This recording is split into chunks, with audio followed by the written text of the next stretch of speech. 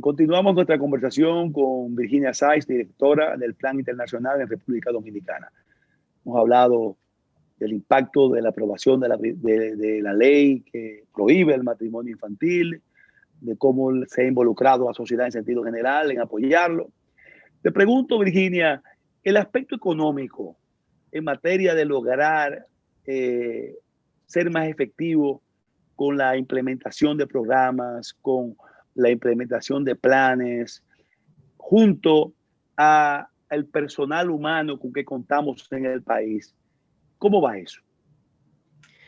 Bueno, de momento no hay indicadores de que exista una inyección económica para elevar el tema de matrimonio infantil a la prioridad que el Estado ha dicho que tiene, ¿no? Entonces, sí que ha habido encuentros, hay unas mesas de trabajo, hay un grupo liderando, incluso la primera dama está muy activa, trabajando muy de cerca con CONANI, y esto es un punto de entrada y es muy positivo. Pero obviamente para hacerlo realidad hay que ser conscientes de que necesita una inversión y también decidir desde dónde se va a estar trabajando el cambiar esa cultura y esos comportamientos. Aunque puede haber programas específicos de matrimonio infantil o de embarazo en adolescentes, es muy importante que veamos a la escuela, que veamos la educación como esa plataforma que tiene que empezar ya a incluir estos conceptos, estas realidades, ¿no? Para nosotros sí que desde el Plan Internacional siempre motivamos que es desde la escuela, incluso bueno, desde este momento de escuela virtual, es importante que se aborden los aspectos que queremos cambiar en la cultura del país. Y si existe matrimonio infantil es porque hay una cultura que fomenta la inequidad de género, que fomenta una cultura machista, y eso hay que abordarlo. O sea, no es solo decir a las jóvenes, ay, no te cases con un adulto, o no es solo tener una ley que meta a esos hombres en la cárcel si se casan con una menor. Es cambiar esos comportamientos, esas creencias que ellas y ellos tienen, porque de alguna manera en la crianza a ellas se las está motivando a que busquen un hombre mayor, porque la va a proveer, la va a cuidar. Y a ellos, desde pequeños, se les está diciendo, búscate una jovencita, porque la puedes controlar mejor y va a hacer todo lo que tú digas. Entonces, eso es lo que hay que ir rompiendo poco a poco. Claro, claro. Cuando hablas de la necesidad de involucrar en lograr la efectividad en este programa, de ir reduciendo esta temática, esta problemática en el caso de los progenitores. Yo particularmente entiendo que hay dos líneas por las cuales tú puedes atacar a los progenitores. Una línea, lógicamente, represiva de consecuencias por lo que hagan. La ley establece consecuencias en ese sentido. La nueva creo que sí, que le incluyó algo. No sé si la apropiada o no. Y por otro lado, la parte preventiva, educativa, de concientización, ya no a la sociedad, sino de manera específica y directa a los padres. A los padres porque yo particularmente percibo, tú tienes lógicamente un expertise muchísimo mayor que nosotros y por eso queremos oír de ti, que un gran porcentaje de esta situación viene lamentablemente inculcado desde arriba de los progenitores, en el caso nuestro. Así es. Es un tema, como estábamos hablando, de crianza, ¿no? De esos patrones culturales que nos acompañan desde generaciones. O sea, no es algo ni actual ni que esté limitado siquiera a una clase social. Obviamente la pobreza agrava la situación y es mucho más común en familias pobres que lo ven como una forma de salir de la pobreza. Pero el que un hombre adulto se una a una menor no está limitado solo a las clases más pobres. De hecho, vemos casos de familias que no lo hacen por necesidad, ¿no? Claro. y que se sigue reproduciendo. Por eso son patrones que de alguna manera se siguen reproduciendo, obviamente en esa crianza de la que hablábamos, en lo que se enseña en las escuelas, pero también lo que se ve en las películas, en los programas de televisión. Hay una tolerancia generalizada a esas uniones entre mujeres más jóvenes, y en muchos casos adolescentes, y hombres adultos. Entonces, obviamente hay como estabas mencionando con el tema de los progenitores, en muchos casos son los propios padres los que incitan a esa situación. Nosotros en estudios recientes que hemos hecho sobre abuso, sobre violencia sexual, en la mayoría de los casos, los niños y niñas que están expuestos a violencia sexual y a sexo transaccional siempre decían que eran sus propios progenitores los que les estaban motivando. Entonces, eso también nos hace un llamado de atención hacia desde dónde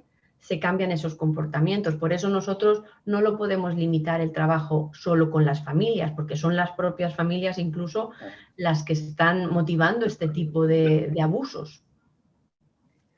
Virginia, ¿se dan casos de matrimonios obligados en casos de niños, de varones? Valga la redundancia. No. Sí que eso no existe. No bajo el concepto de matrimonio. Sí que existen y sí que están O documentadas. sea, si se dan casos de varones obligados a casarse menores. No Eso no que conozcamos, probablemente puede... Me viene la idea porque no sé si un niño, una mujer adulta, mayor. Nosotros que nos haya llegado un caso de una señora adulta con un menor casados, no lo conocemos. No lo tienen. Sí que lo que se da son casos de abuso sexual donde hay niños menores, varones, en relaciones tanto con hombres como mujeres adultas por dinero. Eso sí que está dentro de lo que consideramos abuso sexual. La ley que acabamos de aprobar contempla esa parte de mercadear el sexo en menores, o simplemente se limita a la parte del matrimonio, de prohibir la parte del matrimonio. Perdón, hay otras leyes que establecen claramente penalidades. Exacto, o sea, el tema del abuso sexual está ya legislado. Están en otras leyes. Esta ley de matrimonio, como mencioné al principio, es una ley muy sencilla, que lo que ha hecho énfasis es en prohibir la edad a menores de 18 años y que no se permitan las excepciones. Es una ley de verdad, o sea, es muy, muy, muy simple, pero es efectiva para lo que se quería en este momento. Pero el tema de abuso sexual está ya contemplado en otra legislación. Según tu experiencia y tus expectativas, ¿cómo tú visualizas, qué sé yo, a 5 años, a 10 años, las estadísticas nuestras en República Dominicana en materia de matrimonio infantil?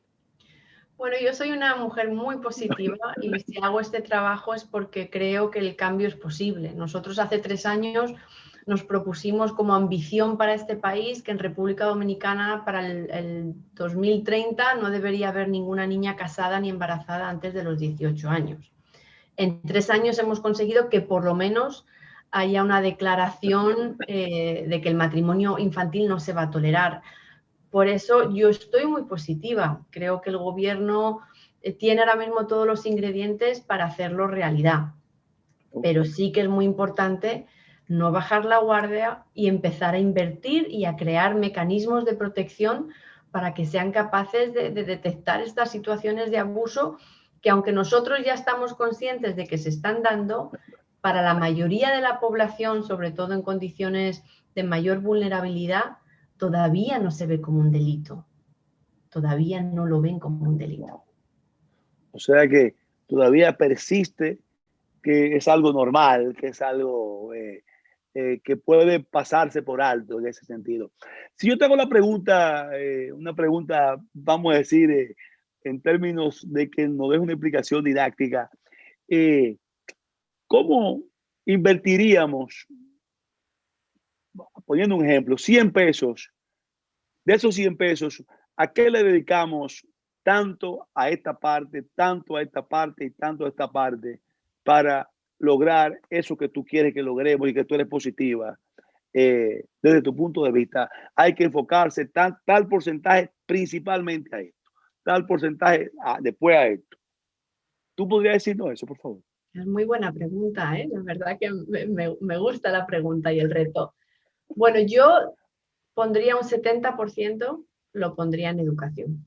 Yo me atrevería a retar el currículum y a introducir una conversación sobre derechos, sobre equidad, sobre cultura, sobre machismo, sobre el nuevo tipo de hombre y de mujer que queremos para la sociedad dominicana. Obviamente, invertiría un 15%, ya se me van a ir los cálculos mal, en tenemos 70, que nos quedan 30 todavía. Luego me haces tú las cuentas. Invertiría obviamente en reforzar el sistema de protección. El país necesita un sistema que esté. Cuando hablo de sistema, es que en las comunidades, en los barrios, en cualquier lugar, haya mecanismos donde se pueda reportar y donde la gente aprenda a identificar cuando se están dando estas situaciones que están contra los derechos de la niñez. Y obviamente invertiría también en programas de empoderamiento económico. Y cuando hablamos de empoderamiento económico, hablamos de empleo. No es solo formación, no es solo formación, sino de opciones para que estas adolescentes vean que hay mucho mundo por ahí, que no es solo su cuerpo, que no es solo un hombre del que pueden depender, sino que hay un trabajo esperándolas. Y en esta invitación de estos 100 pesos, yo también obviamente me gustaría animar a la gente que quiera apoyar el tema a aportar a nuestro trabajo en plan internacional. Nosotros hacemos este tipo de proyectos y tenemos muy buenos resultados en cómo estamos cambiando la vida de muchas jóvenes y adolescentes, creando oportunidades para que ellas puedan realmente culminar su infancia y transitar a la vida adulta de una forma saludable y plena, ¿no? Y puedan ser adultas con todas sus capacidades y competencias. Nos quedan apenas un par de minutos, Virginia. Quisiera oír de ti tu opinión. ¿Crees tú que fruto de la pandemia y el nuevo sistema educativo que estamos viviendo virtual ayuda o desacelera la posibilidad de ir más rápido en relación a luchar contra esta situación del matrimonio infantil? Si bien vemos cómo la pandemia ha acelerado ciertos procesos de forma positiva, como puede ser la tecnología, en el impacto a nivel de la situación de la niñez estamos realmente preocupados. En el sentido de, primero, las escuelas están cerradas. Para nosotros, que trabajamos muy de cerca con la niñez, la escuela representa el espacio de protección por excelencia. La mayoría de los casos que nosotros nos alertan de violencia, de abuso, de matrimonio, de embarazo, es a través de la escuela. Ese espacio no existe. Los niños que estaban expuestos a situaciones de violencia en sus hogares ahora lo están 24 horas al día. Entonces, en ese sentido, nos preocupa realmente que ese espacio no exista. Y por otro lado, obviamente, el que las escuelas estén cerradas quiere decir, sobre todo en el caso de las niñas, que tienen más probabilidad de casarse o de quedarse embarazadas porque ahora están en la casa, están cuidando de sus hogares, de sus hermanos y están expuestas a estos depredadores que las ven como, bueno, pues como un cebo. Entonces, en ese sentido, la pandemia sí viene a agravar la situación de vulnerabilidad que estábamos viendo con las niñas y las adolescentes. Es una información que me siento, coincido en la preocupación contigo y me alegra que se haya hecho la pregunta porque es indiscutible que estamos en la pandemia y vamos a seguir en la pandemia, no se sabe hasta cuándo. Eso es un punto fundamental. Finalmente nos quedan apenas 30 segundos, Virginia.